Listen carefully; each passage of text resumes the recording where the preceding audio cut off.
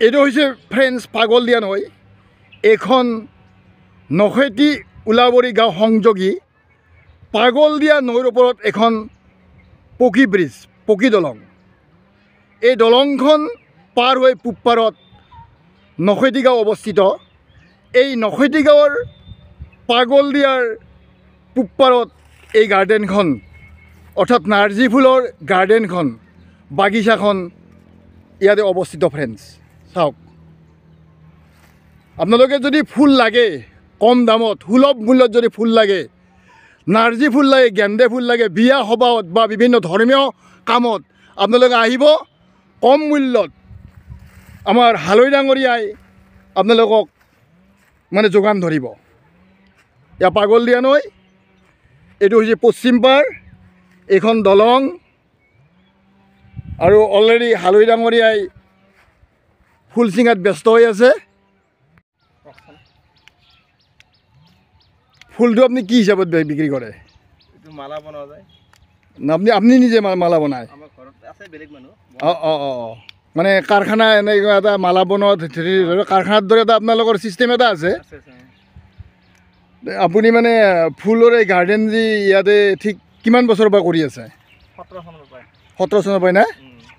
ঠিক, আপুনি ফুলটো মালাটো ওজন হিচাপে বেচে নে ডাল হিচাপে বেচে?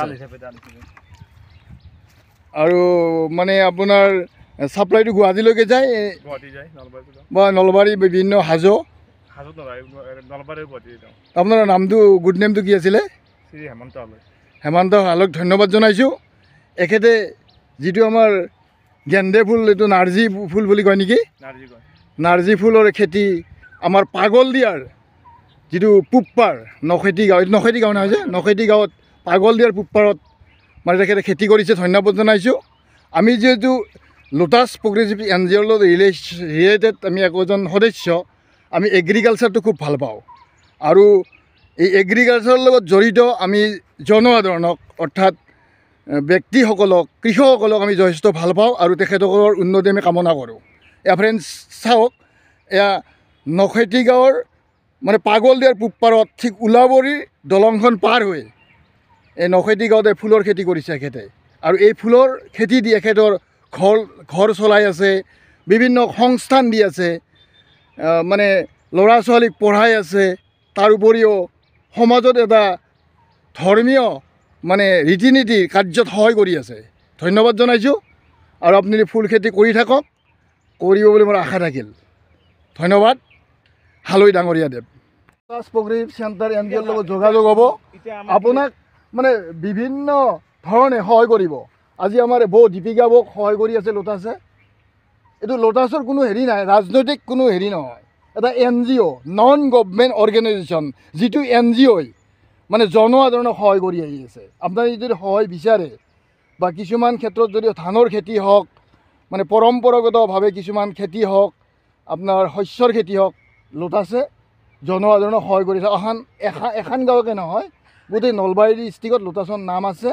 আৰু এগ্ৰিকালচাৰৰ ওপৰত বা বানপানীৰ সমস্যাটো সমাধান তেখেতসকলে কৰে বা ৰিলিফ পৰ্যন্ত বিভিন্ন বিশ্বৰ NGOৰ পৰা বা বিশ্ববিখ্যাত NGOৰ পৰা আনি মানে বিলায়।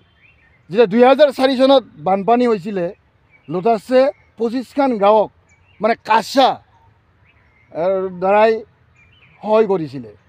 ইয়াতে যদি বানপানী ফ্লাড এৰিয়া হয়, তেখেতসকলে সহায় কৰি আছে। সেইকাৰণে আপোনালোকক সহায় কৰিব। আপোনালোকে যোগাযোগ ৰাখিব। নৱ বৈশ্য আছে, তপন বৈশ্য আছে, আৰু মই সত্য তালুকদাৰ আছোঁ। ময়ো আপোনাক সহায় কৰি দিম। সেইদিনা নখেতিত অলৰেডি যিখন ছিনিয়ৰ বেচিক স্কুলত এগ্ৰিকালচাৰ প্ৰগ্ৰেম কৰি থৈ গৈছে, তেওঁলোকে মানে এৱাৰনেছ এটা কেম্প কৰি থৈ গৈছে, তাত আপোনালোকে যোগাযোগ কৰিব পাৰিলেহেঁতেন, কিন্তু কৃষকবিলাকে গম পোৱা নাই। তথাপি আহিব আপোনালোকৰ ওচৰত, এইটো ভিডিঅ' চাই আহিব। নাই, ফটো নহয়, এইটো আপোনাৰ যিটো গাৰ্ডেন, নাৰ্জী ফুলৰ গাৰ্ডেন, গেন্দে ফুলৰ গাৰ্ডেন। মই অলৰেডি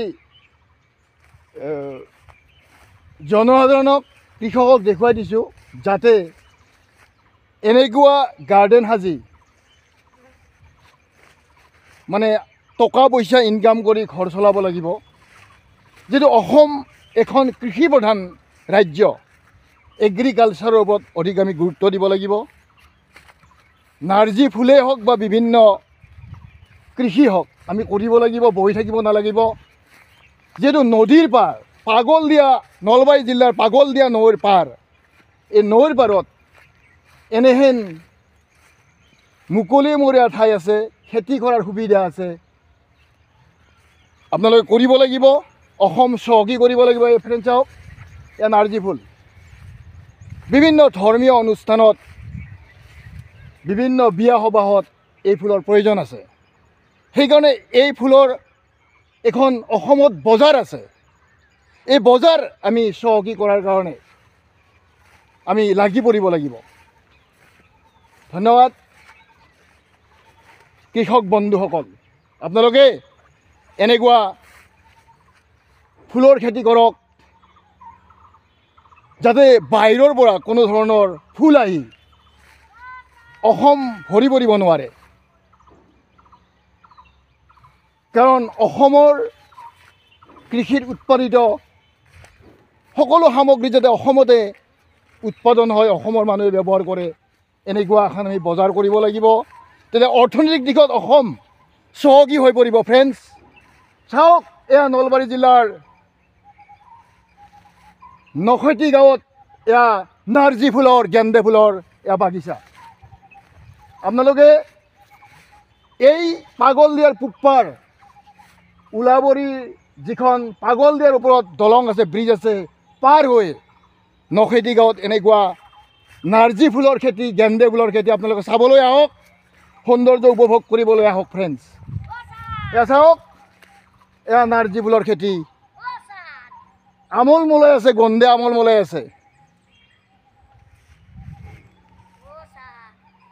ইয়াৰ সুবাস পাগলদিয়াৰ পূব পাৰত বিয়পি আছে। ফ্ৰেণ্ডছ নাৰ্জী ফুলৰ গুৰিত যিবিলাক অপতৃণ গজিছে, এখেতে মানে অপতৃণবিলাক আঁতৰাই আছে। ফ্ৰেণ্ডছ চাওক, ধন্যবাদ জনাইছোঁ। আপুনি এখেতক সহায় কৰি দি আছে বা এই কৃষিত লাগি আছে। আমি আপোনাৰ দীৰ্ঘায়ু কামনা কৰিছোঁ। আপুনি লাগি থাকক, সহায় কৰি থাকক। আপুনিও দুই পইচা পাব, এখেতেও পাব। অসম চহকী কৰাৰ ক্ষেত্ৰত আপুনি সহায় কৰি আছে। ধন্যবাদ থাকিলে। আপোনাৰ গুড নেমটো, নামটো কি আছিলে? গোবিন্দ কলিতা। গোবিন্দ কলিতাক ধন্যবাদ জনাইছোঁ। আপুনি এনেকুৱা কাম কৰি থাকিলে স্বাস্থ্য ঠিকে থাকিব, মন ঠিকে থাকিব। কাম কৰিলেহে কৰ্মই ধৰ্ম। কাম কৰি থাকিলে আপোনাৰ মন ঠিকে থাকিব, শৰীৰ ঠিকে থাকিব। ধন্যবাদ কলিতাদেৱ। এতিয়া আপোনাৰ ওচৰত যদি কোনোবাই ফুল কিনিবলৈ আহে, আপুনি ঠিক মানে কম দাম ধৰিব বা সুলভ মূল্যত দিব। আৰু মোৰ এই ভিডিঅ'ৰ যোগেদি বহুত কাষ্টমাৰ আহিব বা বিভিন্ন সভা, বিয়া সবাহত যি প্ৰয়োজন হয় ধৰ্মীয় কাৰ্যত ফুল নিবলৈ আহিব। আপুনি অলপ কম ৰেটত ধৰি দিব, দিবনে? দিম। ধন্যবাদ থাকিল ডাঙৰীয়া দেৱলৈ। এখেতে যদি আপোনালোকে ফুল নিবলৈ আহে, এখেতে কম দামত আপোনাৰ সুলভ মূল্যত দিব। আৰু আপুনি প্ৰয়োজন হ'লে আহিব, পাগলদিয়া নৈৰ উলাবৰী ঘাটৰ দলংখন পাৰ হৈ বাগিচাখন দেখিব আৰু ইয়াতে এখেতক যোগাযোগ কৰিব। এখেতে কম মূল্যত ধৰি দিব। ধন্যবাদ হালৈ ডাঙৰীয়া দেৱ।